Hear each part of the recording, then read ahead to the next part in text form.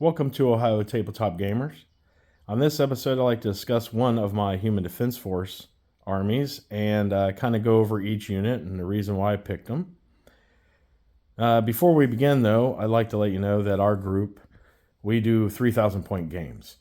So you might notice that, of course, as I go through the list, it might get over 2,000 points. That's the reason why. Now, for starters, with Human Defense Force, I picked a theme, and even though I'm not using one-page rules miniatures, I really like them. They're so awesome. However, they just didn't fit the theme that I was trying to go for this army in particular. So I did not use any OPR minis on this. Also, the theme I'm going with is basically like around World War I diesel punk. So hopefully I captured it, as good as what was in my head. I think I did. I really like it. So, yeah, it's pretty cool. So anyway, we'll get started. So the first thing I've picked out was recruits. Now, these guys are great. I've run them in 4 blocks of 40 each. I've run them in 2 blocks of 20. But what I found, of course, with Human Defense Force, to me, it's always about activations. So I've went ahead and I've split them up into 4 blocks of 10. And I'll just go ahead and get a picture here of them real quick. Now these guys, as you know, if you play Human Defense Force or one-page rules, these guys are quality 6 and defense 5. They have no AP on their weapons. They're absolutely, terrible as an offensive weapon if you're going to try to take an enemy out. However, what they are good for is blocking routes to an objective. They also force your opponent to deal with them. I mean, they have to deal with these guys. So they got to split fire. Anything. They just have, charge onto them, anything like that. It keeps them away from like your mid-level units. These guys, I've played them so many times that this, 410 units of recruits are great. No officers in there, nothing else, just chaff going forward, blocking routes, forcing your opponent to deal with them, taking up their activations. That's what these guys are great for, and these guys have been the heroes of many games, actually. Unlikely, but it does. I love these guys. So yeah, that's why I got 4 units of 10 recruits. Now moving over real quick, I have 2 20-man units of infantry with officers. Now this is my guys are going to be sitting on objectives, are going to be holding objectives, and the reason why is because I've given them everything that they can have to make them a little bit more sturdy. So like with the officer, I've given them the rapid advance buff because I want to get up the field, get those objectives behind these recruits, hopefully. But these guys are going to get on the objectives and hopefully just sit on them. Now, I'm not using them mostly for shooting. I mean, yeah, I'm obviously going to take shot set models that are within their range, but I'm not expecting to do anything really with them offensively, as in like taking anybody out. However, what they will have is hold the line, boost, and with an officer in there at a quality 4, these guys, are saving on a morale check on a 2. So that's really good. And I also give them the regeneration aura. So they're going to be tougher to take out with the regen and hold the line boost with the officers in there. Really, it doesn't matter what the officers have, as in like a command. I gave them the rapid advance buff just so I could get them up the board a little bit quicker. But honestly, they're really just there in the unit to get the quality 4, so the boost aura gets them down to a 2. Because I need these guys to survive as long as possible. We got 4 turns. These guys sitting on objectives are right in front of them. Hard to take out, hard to shake. So at the very least, to keep them on an objective to contest them. So these guys are great. They've worked out well the way I'm running them many games. So, and you can see I love these guys right here. I love those helmets.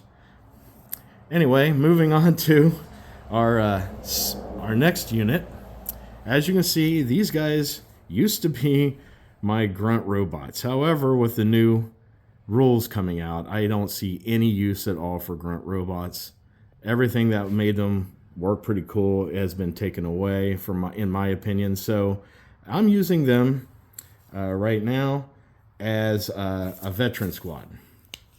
And so what these guys are going to have is they have the regen and they have the hold line boost aura, just like my infantry over here, because I want to put these guys on an objective and hold it. I also gave them the armor 4+, so that helps them. So with a 4-up save plus their regen and hold the line boost aura, and of course, as you can see, I have an officer attached. So now I didn't need the officer attached because they're already at a quality 4, but what I put on her was a precision shooter buff, because with these guys, I've given them the shotguns. So I can drop in somewhere. They get pretty good firepower. You know, they're a quality 4, defense 4. They're going to get 2 attacks at AP1 with the shotguns. And I also gave them demo charges in case I get in any type of melee, right? So with her, they're given the precision shooter buff. You know, we're hitting on 3s. You know, we're at AP1. So, So, I mean, it's in my theory, because I haven't actually used these guys for this because I use them as grunt robots. In my mind, it's going to work out well. Hopefully, after my first game with these, I'll let you know how they went. Now, how are they getting in? They're not ambushed. They're going to be going into the Zeppelin here. Now, I love this Zeppelin. It's not, you know, super great offensively, but it's good to get these guys where they need to go, especially on turn 1. I can bring this right across the field on turn 1 and drop these guys down if I want to. Right on an objective or behind the lines or whatever I think I need to do to get an objective. So that's what this is for. Now, the gunship is decked out with a laser cannon and the twin rocket pod, so it's not an offensive powerhouse either. It's mostly for 2 things: delivering this package, and it also will require my opponent to deal with it. So just like as in my recruits over here, this Zeppelin is for that. So in the OPR rulebook, this is a light gunship. Okay, so it's pretty good. I mean, it's quality 4, defense 2, but that's not really what I'm using. I'm using it for this and just make my opponent deal with them. So hopefully this will work. This is new for me to use this system right here, so I'll let you know how this works, but I'm really I'm positive it's going to work out. Moving on, I've got 2 units of the Ogre robots. They're just with their basic Gatling guns. You know, each one, you know, they get 3 attacks each with AP1, so it's pretty good, although it's a range of 12, so it's not all that great. Quality 4, defense 4. You know, they're each tough 3, as you already know. They're just basic. And these are my mid-level guys. I want to put these guys coming up behind my infantry guys over here and, you know, help control an objective if I need to. So that's really what I'm thinking about them for. They're, you know, harder to take down because they're T3s. And they should be able to assist my infantry units with keeping and controlling objectives and anything else that might come up. There they are right there. I really like these guys. These models are really cool. Anyway, moving on to my next unit, which is going to be this. Now, I know it's a tank, but for points, reasons, and that, I have made it an attack vehicle. So it's going to be carrying 2 flamer cannons. Just kind of the ones on either side there and there. And a heavy machine gun, obviously, in the front. Obviously, like the attack vehicles, it's a quality 4, defense 2. It's a tough 9, which I thought was perfect. The thought on this one is simply bring it up the middle. I got the blast on the flamers and the machine gun so I can split some fire, take out some of their chaff that might be blocking routes, things like that. Is definitely, and I have used this several times in games, and it definitely, because it's a tank, everybody wants to shoot at it. And that's exactly what I put it in there for, because you have to. I mean, even my opponent knows that, I'm just mainly using this thing so they can shoot at it. And as long as they're shooting at this, they're not shooting at them, or them. Possibly them over there.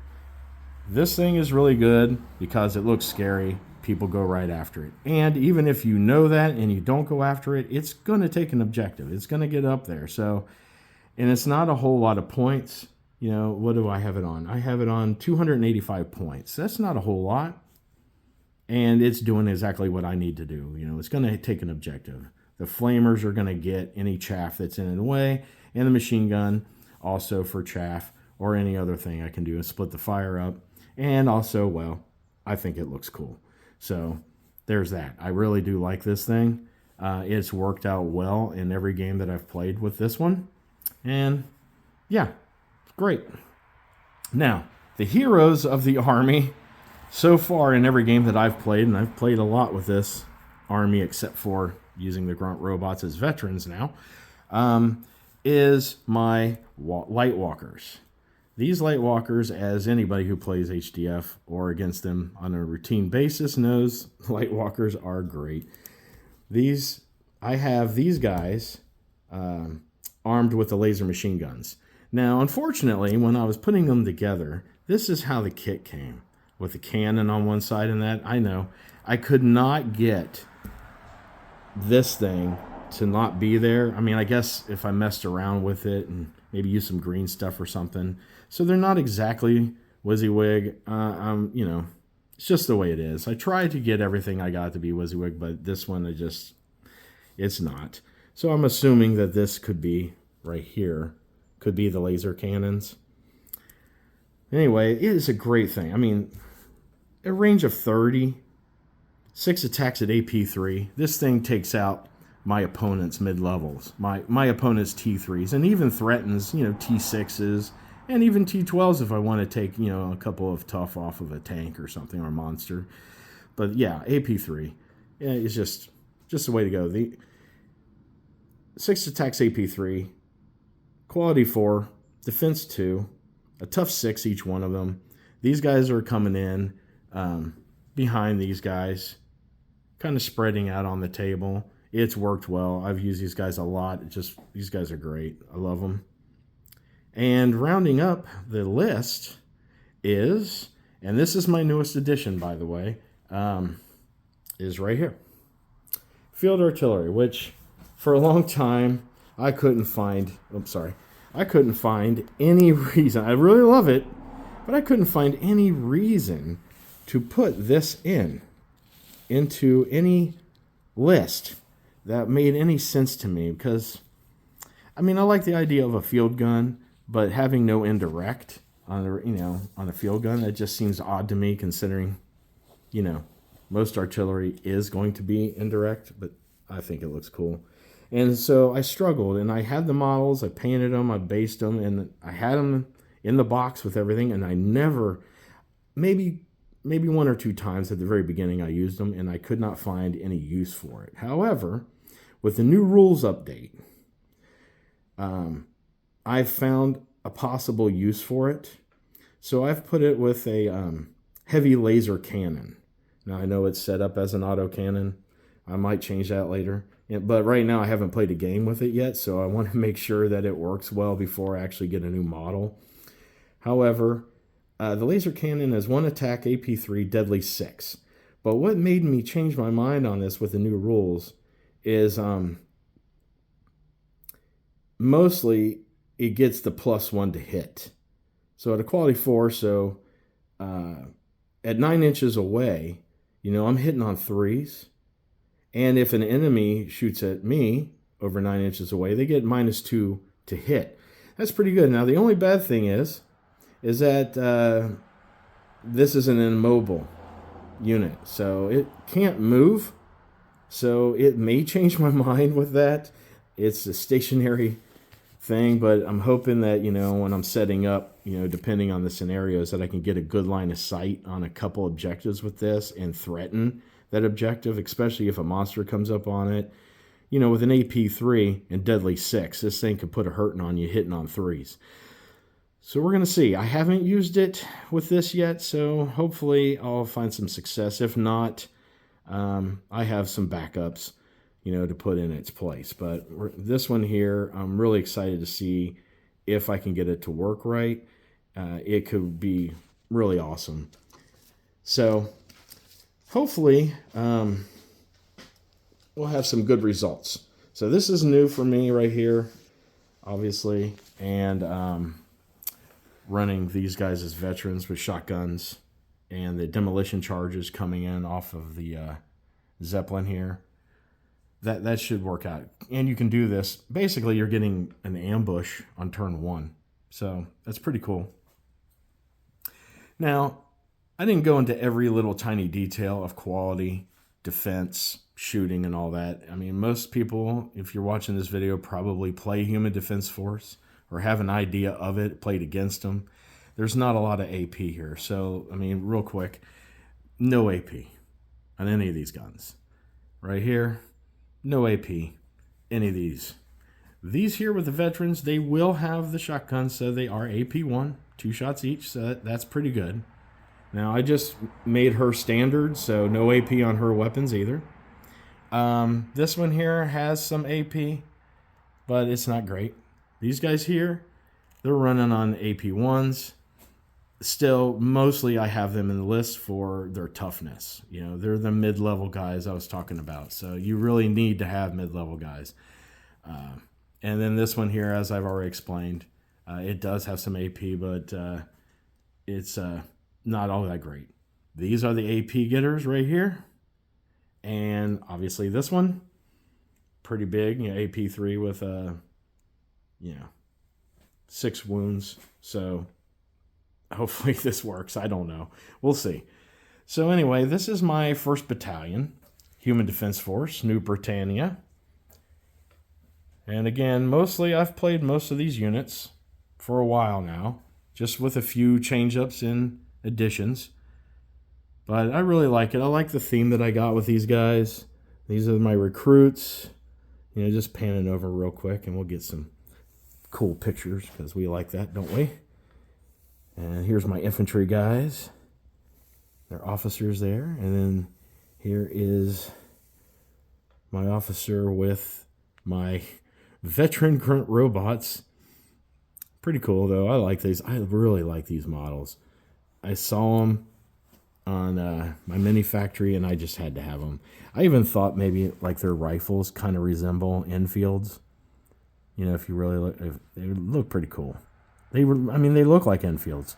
So, and they're, and even their heads almost look like the Brody helmets. So I thought that was kind of cool. These guys here just look menacing.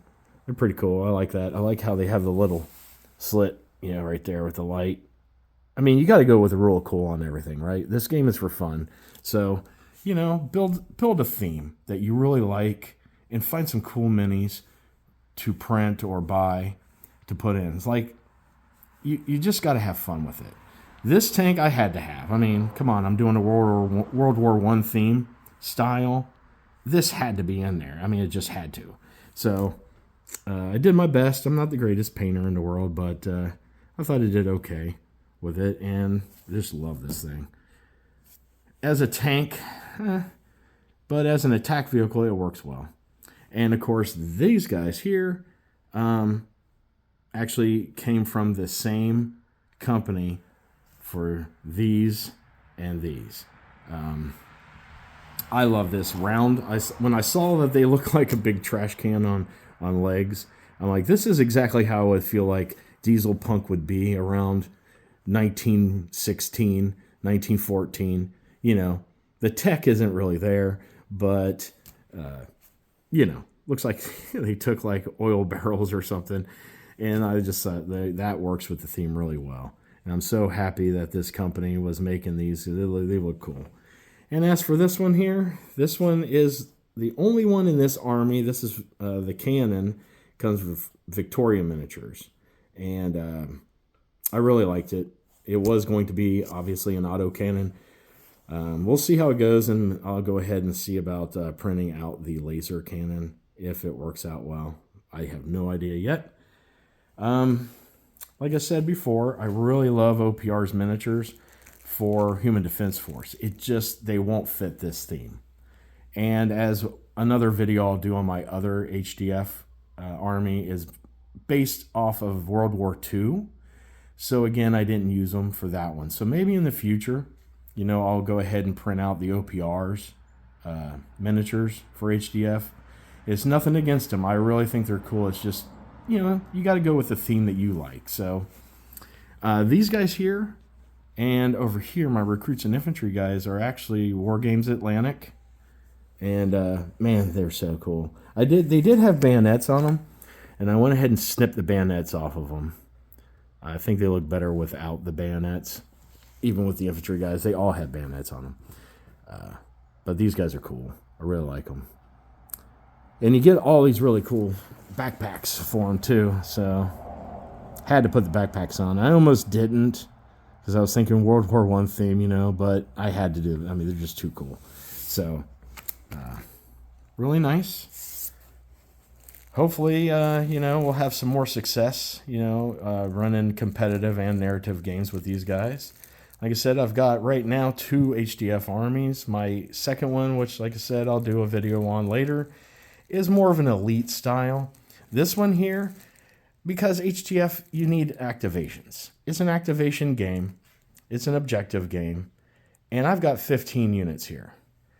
Now, you got 4 turns. 4 turns. You got to handle 15 units. I've got it maxed out because remember, I'm running a 3,000 point game. And so activations are key for HDF in my opinion. Now, I know people may disagree. Everybody has their style of play, and there's always somebody that knows more than you when you're playing. And you find that out real quick after playing after a while. You'll think that you know everything, and then all of a sudden somebody shows you something that you didn't think of or didn't see. And that's the beauty of the game. Just love OPR. I did play the other game for a long while. Of course, it wasn't humans that I played. I actually played the Eldar. But this is by far my favorite. OPR is great. It's a simple game. It's a lot of fun. And even playing like tournament games and stuff, I don't care if I win, actually. I just want to have a good time and meet people. So, if you get into this or if you're already into it, find a theme for your army. Have fun with it. Build it the way you think it should look. If you're a very competitive person, obviously you're not going to do that. But you should. You should. I mean, yeah, winning's great and winning's fun. But come on, find a theme. Build an army that looks cool. Play and have a good time. Because in the end of the day, who cares if you win, right? It's about getting together, showing off all the work you've put into these things, from printing them, building them, painting them, and letting your opponent see the theme that you're trying to go for and see if they like, what they're doing. That's the whole point of this. So I hope you enjoyed today's episode, and I'm really hoping that you guys will come back, leave some comments, some ideas, some thoughts. I really would appreciate it. And until the next episode, I wish you all the best of luck and health with you and your family, and have lots of fun gaming.